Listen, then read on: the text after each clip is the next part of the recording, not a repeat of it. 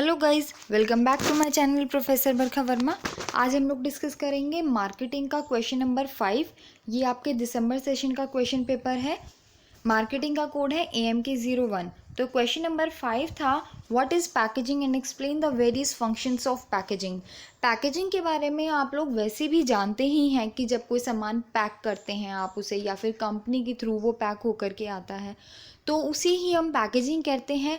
The cover विच, एक covering होती है जो कि उसको डैमेज से, क्लाइमेटिक कंडीशन से बचाने के लिए जब आप उस पर एक कवरिंग कर देते हैं, चाहे वो आप उसे किसी कंटेनर में रख देते हैं, या फिर किसी कार्डबोर्ड से उसको पैक कर देते हैं, या फिर किसी पेपर से पैक कर देते हैं, पॉलीथिन से, किसी भी चीज़ की जब आप एक उस प्रोडक्ट पर, जो प्रोडक्ट आप सेल कर रहे हैं उस पर आप एक कवरिंग लगा देते हैं, दैट इज़ पैकेजिंग।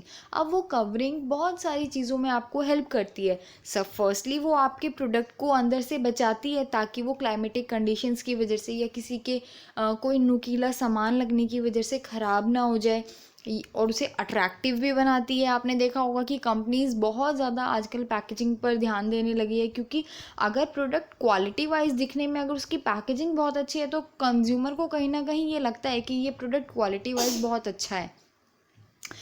उसके बाद आता है कि आप बहुत सारा सामान एक ही पैकेट में, मतलब कि आपने देखा होगा जैसे बच्चों का सामान होता है, चिप्स है, कुछ भी है, इतना सारा जो सामान है वो एक पैकेजेस में आता है ना, ताकि आपको इजी हो जाए, उसे कन्वीनियंट हो जाए हैंडल करना, उसे ट्रांसपोर्ट करना, डिलीवर करना एक जगह से दूसरी जगह पर इजी हो जाए।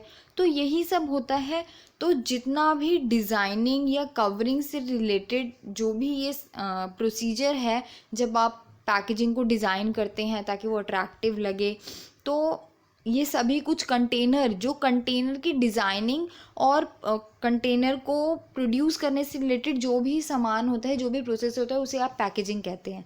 यानी कि प्रोडक्ट के लिए नहीं कह रही मैं आपसे, जब प्रोडक्ट की पैकेजिंग के लिए जो भी आप डिज़ाइन करते हैं, जो भी आप प्रोडक्शन करते हैं प्रोडक्ट के कंटेनर की डिज़ाइन के लिए, दैट इज़ पैकेजिंग। अब पैकेजिंग के फंक्शंस क्या क्या हैं। सबसे पहले है प्रोटेक्शन डेफिनेटली मैंने अभी आपको बताया है कि एनवायरनमेंट से, बहुत सारी चीज़ों से, ताकि उसको कोई एक्सटर्नल हार्म ना हो उस प्रोडक्ट को, उन सारी चीज़ों से। जैसा कि आपने देखा होगा कि अभी ह्यूमिडिटी का मौसम है, तो कोई भी सामान खाने पीने का स्पेशली खुला जो है वो सील जाता है, यानी कि कहीं ना कहीं उसमें सीलन आ जाती है।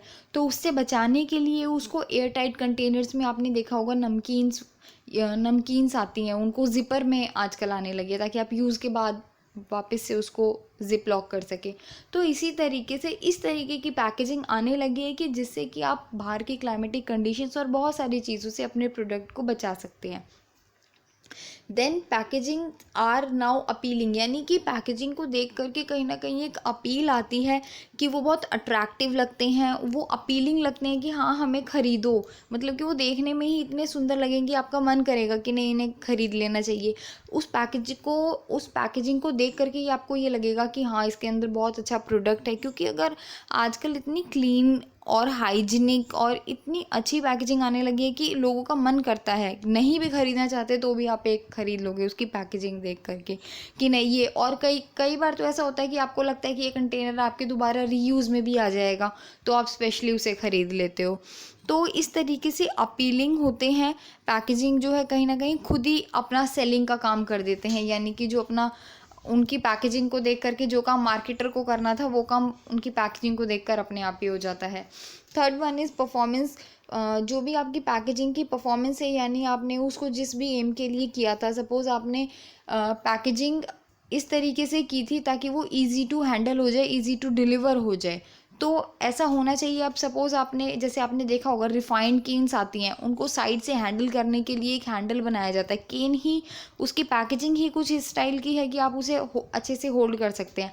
अगर उसमें आपका हाथ ही ना जाए होल्ड करने के लिए, तो वो पैकेजिंग का कोई फ़ायदा नहीं होने वाला ना, उस तरीके की पैकेजिंग का। तो आपने जो भी एम सोच करके, जिस भी काम के लिए वो पैकेजिंग का डिज़ाइन वो रखा है, वो काम उससे फुलफ़िल होना चाहिए। देन आता है इट मस्ट बी कन्वीनियंट।